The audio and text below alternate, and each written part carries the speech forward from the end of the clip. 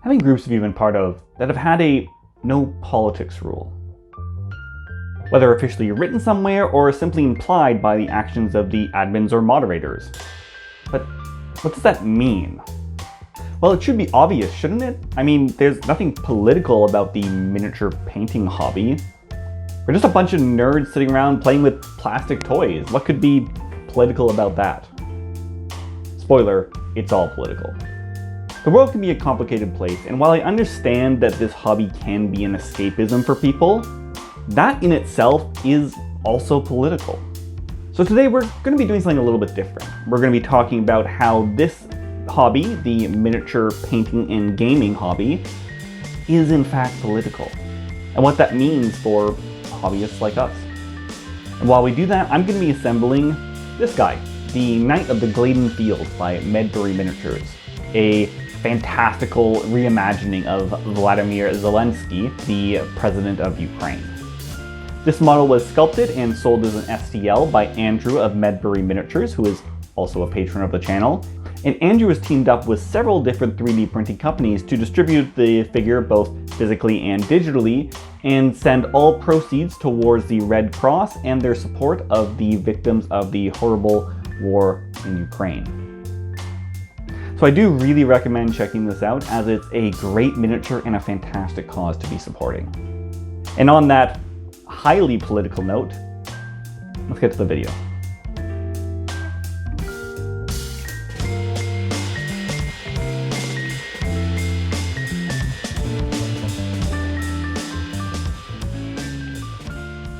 To start off, we need to clarify a few things, as we are going to need to know the terms we're going to be discussing in order to discuss them. So firstly, just what do we mean when we say something is political? This is actually a little bit of a tricky one, as people throw around the term political a lot, and there's no real simple answer about what exactly it means.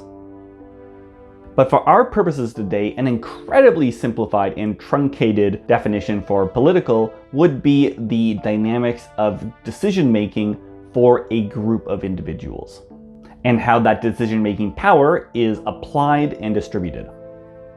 This can be anything from the structure of a country or city's government to the dynamics within a family, or the control that corporations have over our everyday lives.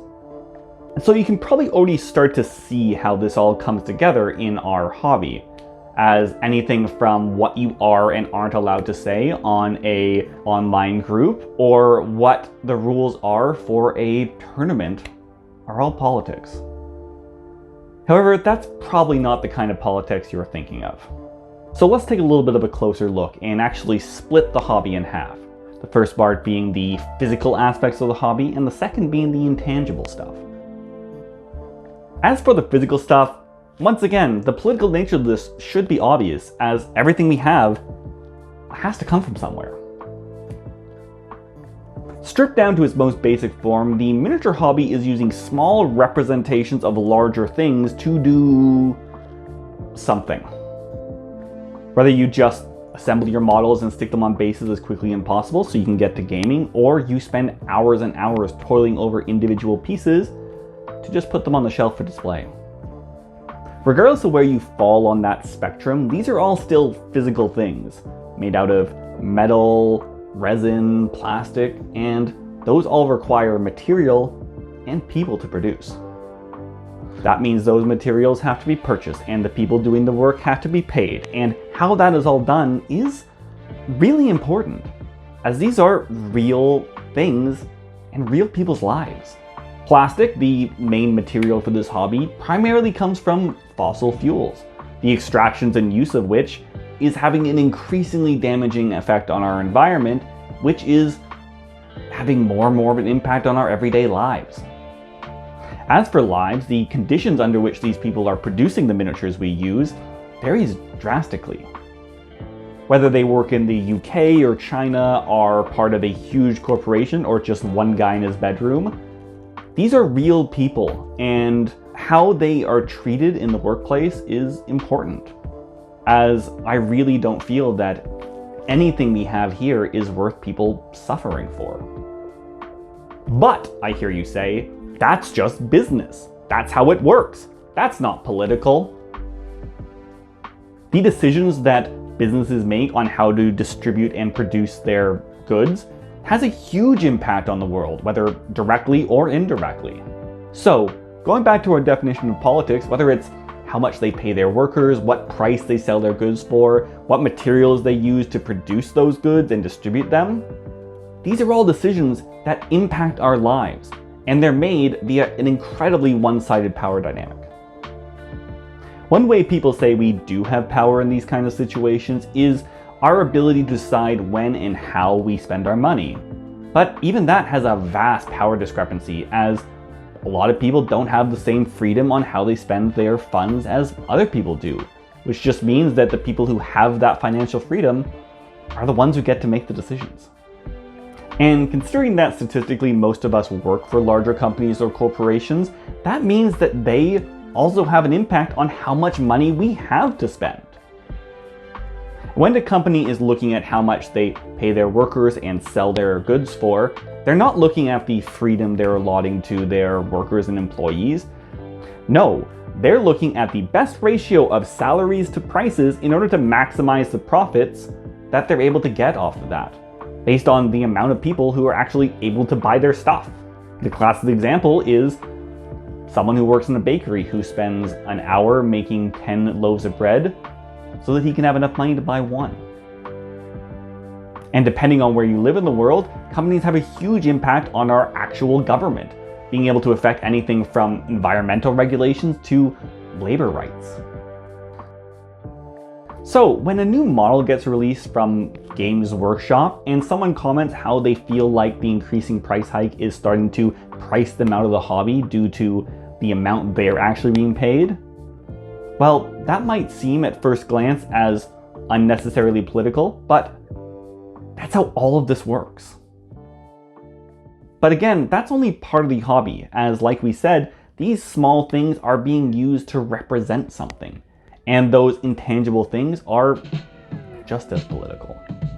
Setting aside the obvious stuff like historical gaming or the name wargaming in general, most of the miniatures we paint are based in some kind of other world, be it a classical fantasy one like Middle-earth or Song of Ice and Fire, or sci-fi like Star Trek, 40K, or Star Wars. These places are all not real, and they're just made up for goofy fun, so how could those possibly be political?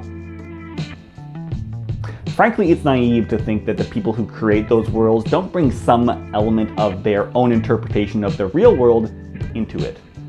Lord of the Rings, while not strictly allegorical, is certainly impacted by the fact that Tolkien was a well-off white man in the UK. And his relation to elements that he brings into the setting are going to be drastically different than someone from a different background. Looking at a more modern example, the main theme around Games Workshop's 3rd edition of the Age of Sigmar game is the Dawnbringer Crusades. These are basically huge parties of people who go out and develop new cities and settlements in untamed lands that have been taken over by the forces of destruction and chaos. So, it's a good thing that's not political.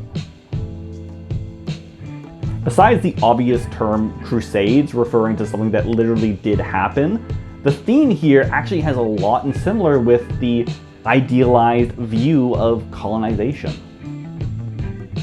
And I'm not saying the Games Workshop actively based their story on colonization specifically, but the fact that the story they came up to so closely mirrors that really says a lot about the world of the people who worked on it.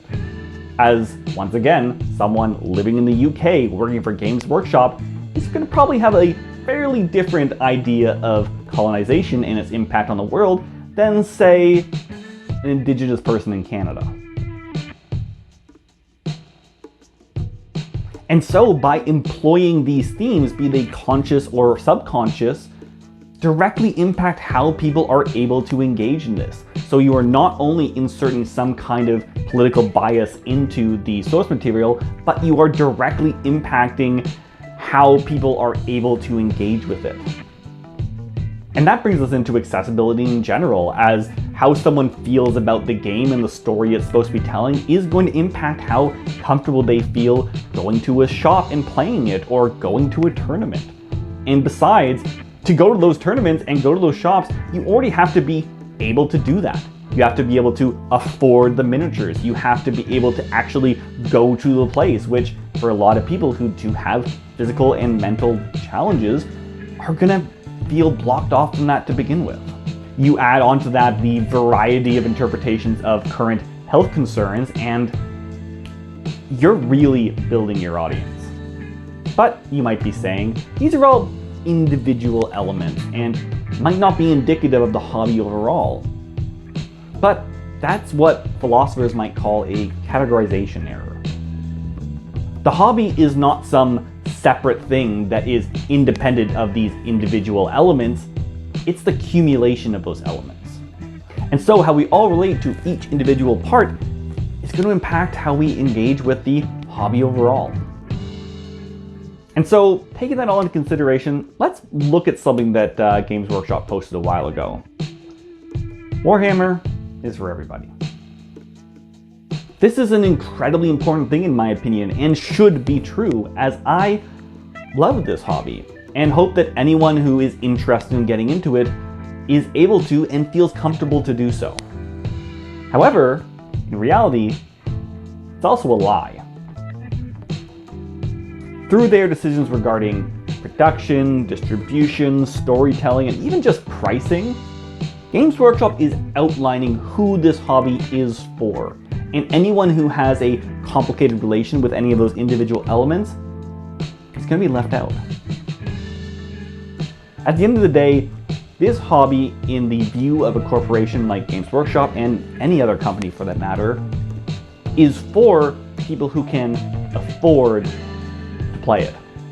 So at the end of the day, Games Workshop is just a corporation, and they only really care about their real customers, who aren't you. They're the shareholders, as they're the only ones they have an actual obligation to, and that obligation is to maximize profits. And all that is done within the economic system we live in, capitalism, which drives every decision related to every element and opportunity open to us, making our entire lives political and dictating exactly how we can engage with the world. But if I'm just sitting in my basement enjoying this hobby, why should any of this matter to me?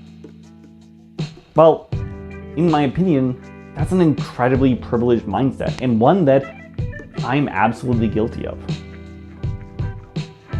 To not only be able to afford the necessary things to get into this hobby, but be able to allocate the energy and time to engage with it, and to be able not to worry about the implications of the world around it, is a privilege.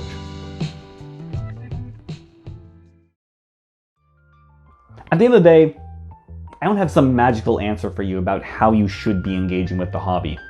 Part of growing up and learning about the world around us is coming to grips with the increasingly complicated relationship we have with everything around us. And so I would simply encourage everyone to take a little bit of time and think about the stuff that really goes into all the things we love, as looking at the world a little bit more critically is the first step towards building a better one. And thank you so much for sticking with me through that, because I know it was a bit of a different one, and I just really thought it was important to look at the politics that are in our world rather than just doing so when we can't ignore it, like with Ukraine. So, do you ever think about these kinds of things when it comes to your hobby, or is there some other hobby that impacted your engagement with it? Let me know in the comments below.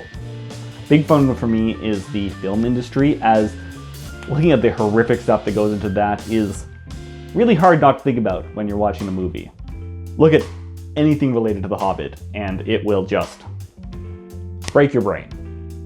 And of course, a big thank you goes out to my patrons, as you really allow me to do this. And the support I get from you just means so much to me.